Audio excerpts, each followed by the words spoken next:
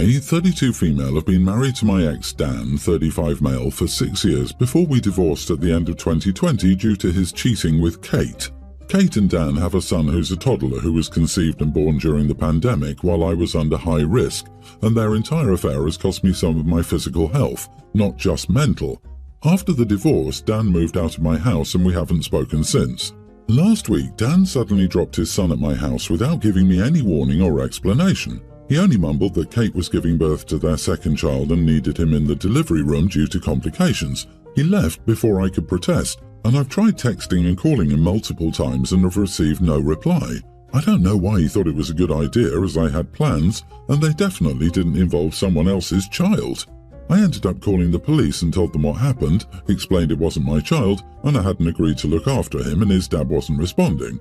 They took the child and I didn't hear anything until very early hours of the same day, when my ex called, calling me an idiot as the cops found them in the hospital and forced him out of the delivery room so he could look after his child.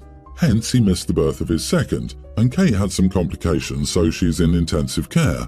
He also started shouting, saying that his and Kate's parents are living at opposite ends of the country and have medical conditions, which means they can't look after his son.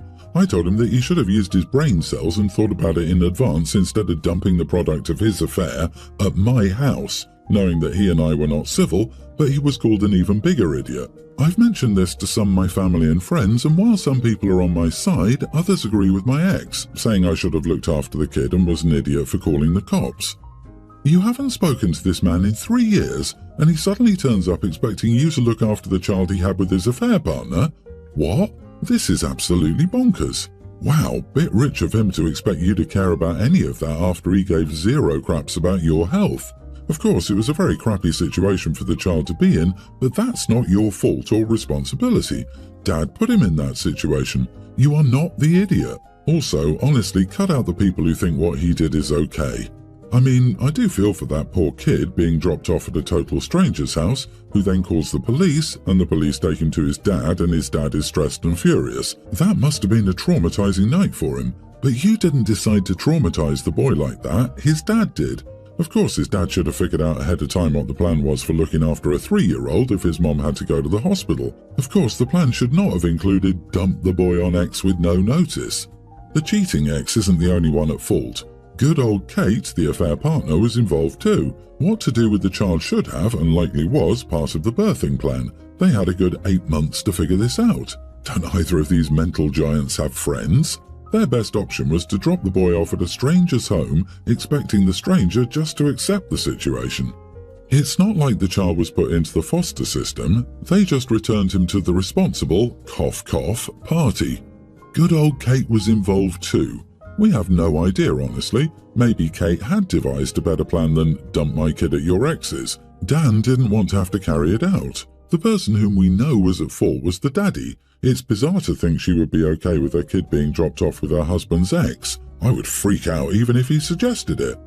Well, she did think it was okay to be a mistress, so it makes you wonder what kind of lovely people those two are. Do they have no friends who could do some semi-predictable emergency babysitting? Or did they exhaust everyone's willingness with previous BS already? My wife is giving birth. Who do I trust to watch my child? Strangers I pay? No. Friends? I don't have any. Oh, I know. A woman who is essentially my enemy. Bonkers. OP, you don't have to be a doormat to be a good human being. I, 19 female, am autistic and no one else in my family is. One of my brothers, Marcus, 29, got married to Lilith, 28 female, 6 years ago. They lived away from here, so I didn't know her that well until they moved back here a bit over a year ago. I was really happy at first to have my brother around more, but that happiness didn't last long. It started with Lilith referring to me as it. I told her she could use she or they for me, but it made me uncomfortable and she apologized. Then she did it again, and when I corrected her, she said it was just a joke. I told her that it wasn't funny and not to do it. A while after that, I was having a hard time and needed to leave bowling early, and I heard Lilith say to Marcus as I was leaving, "Don't feel bad, it isn't your fault it restarted." If you don't know, restarted is a variation of a slur. I was upset and talked to Marcus a couple of livid. Now my family is saying that if I don't let Marcus and Lilith come, they won't. They bring it up whenever I see them or try to talk to them and tell me I'm being an idiot about it. Edit, my family knows about the texts already, they just think I'm being dramatic and weird about it. Jokes that are hurtful, especially after being told more than once how they make you feel, are not jokes, they are intentional cruelty. She's horrible. Your brother must be blind to it, but you are not the idiot for not wanting her, and her enabling partner sadly, around you. I'm so sorry your brother isn't defending you from her abuse. It sounds like you're right about making some space between the two of you. Unfortunately, your family is outing themselves as people who believe the filth she's saying. I'm so sorry. You don't deserve to be treated this way. She's not joking, she's bullying, and they need to stop making excuses. Ask them if her jokes are funny. Moreover, what about you having autism is funny enough to warrant those jokes? Do they think what she says is funny? I'm glad your fiancé is on your side. Let them not come. By refusing to come, they show they're signing off and agreeing with her. You shouldn't have your wedding day ruined by someone who speaks so rudely of you and is permitted to by your own family. Wait, you're engaged, 19 years old, and your fiancé is 28?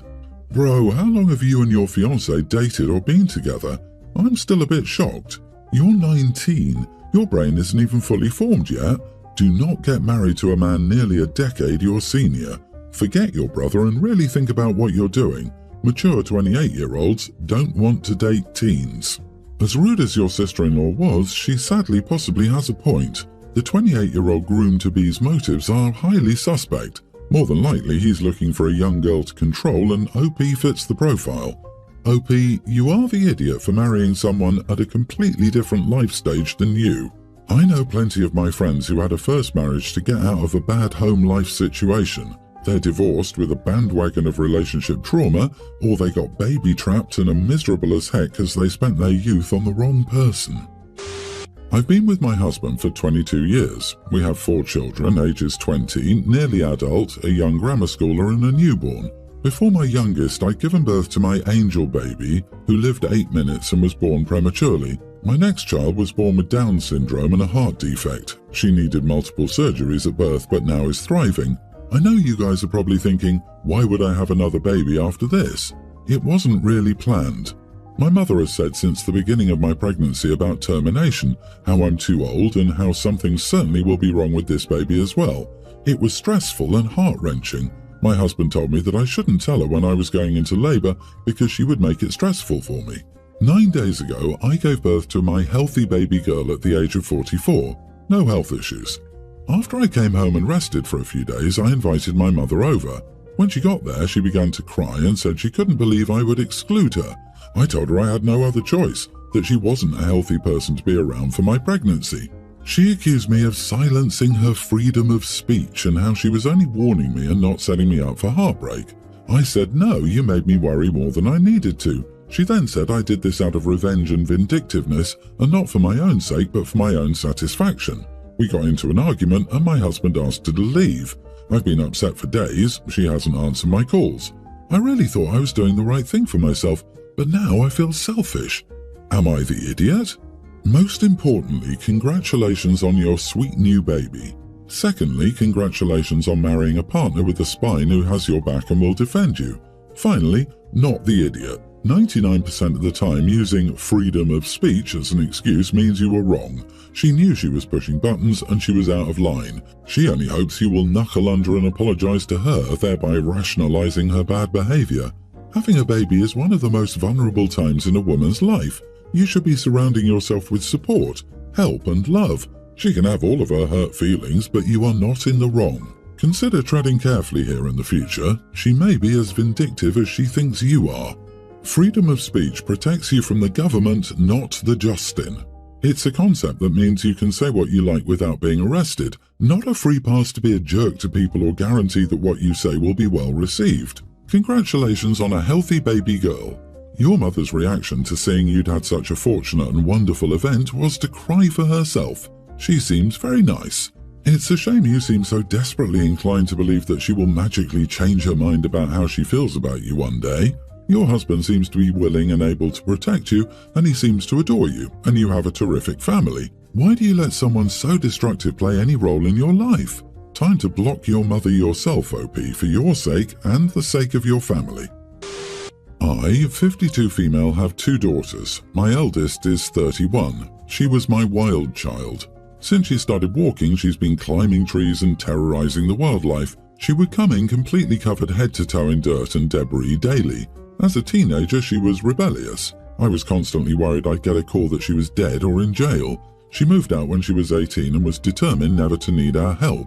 As an adult, she's mature and responsible. She has a master's degree in business and is in a hospital and a couple of doctor's offices. She met her husband, 33, when she was 21, and those two were perfect for each other. They own a farm and have a set of triplets. They had infertility problems. They've never once asked for money or needed any help from us at all.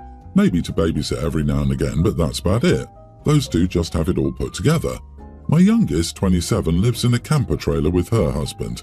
They have 5 children, and she's pregnant again. They also have several cats and dogs.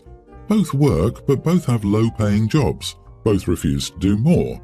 I gave her just as much as her sister to go to college. She chose not to and spent it all. It seems like every week they need money for something. We pay most of their bills, power, water, car insurance, phones, etc. I don't want my grandchildren living in the dark, so I pay. Recently, my husband and I did our will and named our eldest executor of the estate. We both have some serious health problems, so we figured it was time. Honestly, we should have done it sooner, but better late than never. Our eldest didn't say anything about the money and mostly just asked questions about what we wanted her to do, how we wanted funerals and if we wanted to be buried or cremated, what to do with the estate, etc. The normal end-of-life stuff. We, my husband and I, divided our inheritance and our eldest got most of it. My reasoning is our youngest has used all of her inheritance in the money we're constantly having to give her. I divided out my jewellery and several other items equally for them, and when we pass, they're to sell our home and equally split it. Well, this has caused a huge issue with my youngest, who believes I'm favouring her sister. I don't believe so. Her sister has simply not needed any of her inheritance and is the more responsible of my daughters. I know when the time comes she'll know what to do and will do what is necessary for everything. My youngest has decided to no longer speak to me, so I'm trying to figure out if I'm being an idiot. Edit, my youngest did far better in school than her sister. She was a straight A student and never needed even to study. My eldest struggled even to pass. She could easily go to school and not have any problems. She just doesn't want to. She's a waitress at a Waffle House and has never tried to do anything else. Her husband is the same way. He's a stocker at a local grocery store and nothing else. They won't even clean. It looks like a tornado and a garbage truck collided in their yard and home. I'll bet she starts speaking to you when the next bill she can't pay arrives. It's your choice to divide your estate as you choose. No one is owed anything, and your younger daughter might just be a little too comfortable with getting her inheritance up front. She's chosen her life, and it's not up to you to pay for her choices, now or in the future. If you're comfortable with your decision, that's all that matters. The youngest probably even thought, why spend the precious money on the pesky home when she'll probably inherit her mum and dad's home? After all, her sister doesn't need it. I would reconsider continuing to pay her now, though. What if your deaths aren't imminent as you think? Do you want her to drain your estate? Lord have mercy, I was the youngest daughter. I graduated from college and had a good job that I liked. Then I married a guy who was not a knight in shining armour but a loser in tinfoil. I figured that out years later. We had 2 kids in 17 months. One was special needs. I worked 2 jobs. He couldn't or wouldn't keep a job to save his life. He ran up huge credit card debts to the point we had to declare bankruptcy. He took our house payment money and gambled. We lost the house. You get the picture. My parents bailed us out for the children's sake more than once. They've told me I already had my inheritance, and to be honest, I wasn't even mad about it because it's true. I wish I ditched the loser years earlier, but I truly loved him till it just wore me down, doing everything myself. My point, OP, is that you are not the idiot. Your daughter is probably a mix of angry and embarrassed. At least I was when I had to ask for help. In speaking from experience, lay some boundaries and stick to them. Why would they change if you bail them out over and over? I was horrified, but my then husband had no shame.